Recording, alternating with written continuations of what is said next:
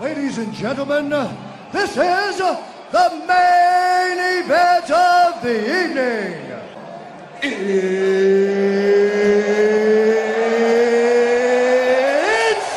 time!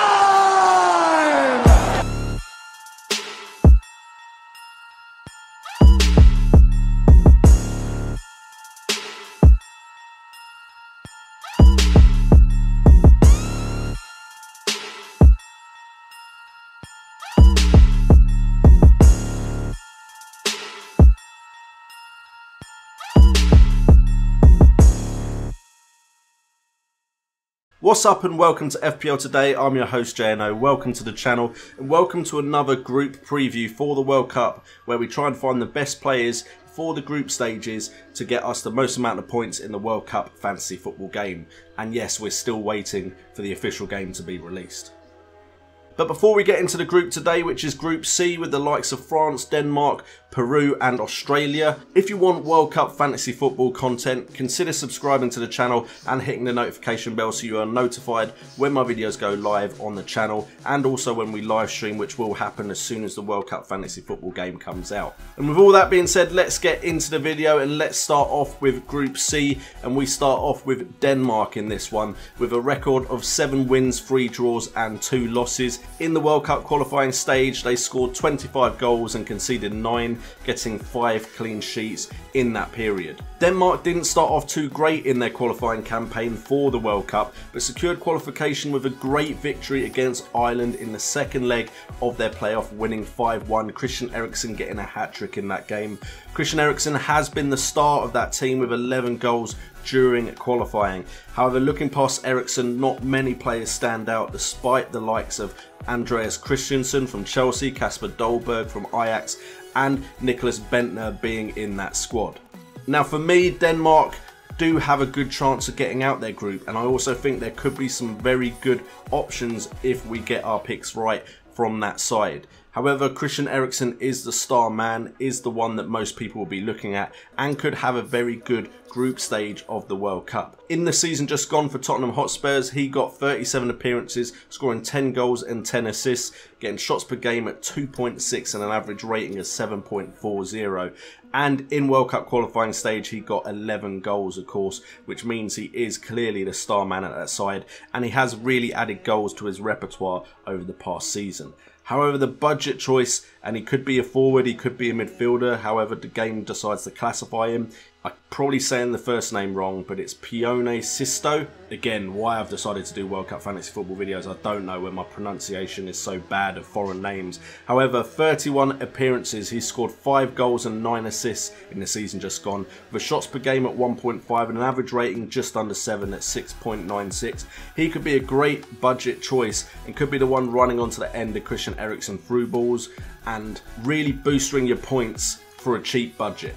We then move on to France, who of course another one of the favourites for the World Cup, with the likes of Spain, Germany, Brazil and others. France definitely could have a great run in this World Cup. With a record of 7 wins, 2 draws and 1 loss, they did qualify quite easily, however probably not as easy as they would have liked from their qualification stage for the World Cup. And they also only scored 18, which is a surprise considering the attacking talent that France has, and they conceded 6, getting 5 clean sheets in total. I would have assumed there would have been better stats from this French side. However, the stats don't lie, they haven't been scoring a bucket full of goals against what will probably be lower competition in the qualifying stage compared to the World Cup. Another issue with the French side is because they have so many good players to choose from, it's not actually that easy and simple to pick the players that will definitely start. There are some that of course are going to be nailed on, one of them I'm going to cover shortly. However, with only 18 goals over qualifying, I am a bit worried.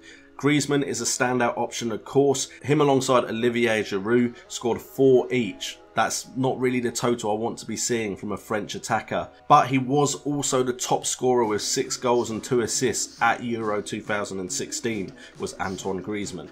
So he could definitely be a standout option for your sides. With the talent they've got, we would assume they'll easily see themselves out of this group. And the players I am looking at, of course, Antoine Griezmann is one. In the season just gone, 30 appearances, 19 goals, 9 assists, Shot per game at 2.3, average rating at 7.38, and like I said, in Euro 2016 he had a great performance. However, the other player I'm looking at, and if he's significantly cheaper, maybe the one I go for, is Kylian Mbappe, who's also had a great season at Paris Saint-Germain.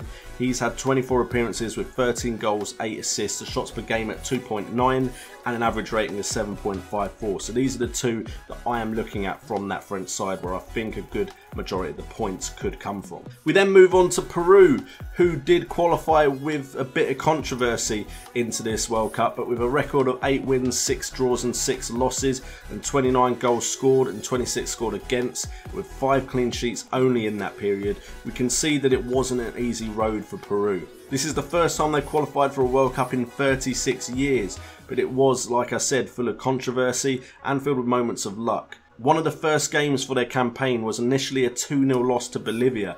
However, Bolivia did bring on a sub of Paraguayan descent who was later deemed ineligible for the game, which meant it was overturned to a 3-0 victory for Peru. And then near the end of the campaign, with a draw against Colombia, seeing Colombia go through to the World Cup and Peru get the spot in the playoff against New Zealand. With Colombia winning 1-0, Peru had an indirect free kick. And the indirect free kick was taken, and David Ospina, who could have just let the ball go into the net and the goal would have been disallowed, got a hand to it before it went in, causing the score to be 1-1 and for Chile to not actually make it to this World Cup. Also then in the playoffs, top scorer for Peru, Paulo Guerrera, also sat out of the playoffs because he failed a drug test, and I believe he hasn't made it into the World Cup squad. So a lot of questions around this Peru side. However, the player that stands out to me, and he was dropped at one point during the qualification stage but has come back in and played well near the end of it, is Jefferson Farfan. Other than that, I can't really see much on offer there. With 22 appearances, 10 goals and 4 assists, with shots per game at 2.3 during the last season, an average rating of 7.26. He's the only one that really stood out to me at the moment, but if that changes, I will let you know, of course. And finally, the team we're looking at is Australia, and they had a very long and winding road to this World Cup. They had to play a ridiculous amount of games, getting 14 wins, 9 draws and 4 defeats. Goals for was 51, goals against was 18, clean sheets they got 12. However, with that long and winding road, as well as also their manager stepping down after they qualified, it doesn't look like this is the most settled team to be putting your bets on in the World Cup fantasy football game. They do, however, have some Premier League experience, and with Tim Cahill, World Cup experience as well. I still think this group may be a little too much for Australia to handle. However, their standout option for me after the season he's just had is Aaron Moy. 34 appearances, 4 goals and 3 assists, shots per game at 0.08 and an average rating of 6.86. However, I feel like it's very unlikely there's going to be much to look at in this Australian team for the World Cup fantasy football game. And before we finish this video, we're going to have my predictions for this group, and I predict that France should get #1 spot. However, I feel if they do struggle to score, which could be the case as the stats suggest, Denmark might just pip them to that #1 spot. However, I think Denmark are more likely to come second. I think Peru could give Denmark a fight, so it's definitely possible Peru will get that #2 spot, but I'm going with France first, Denmark second, Peru third, and I don't think Australia are going to have enough to get out of this group. And again, another side that I think may be lucky to get 1 or 2 points. Anyway guys, thank you so much for watching this video as always. If you want more content like this and you want to see the previews for Group D and onwards, please consider hitting that subscribe button and that notification bell, because apparently hitting subscribe isn't enough to get all of my videos. Also hit that like button to support the channel and check out the links in the description. I've been JNO, this has been FPL Today, and remember, it's all about the game.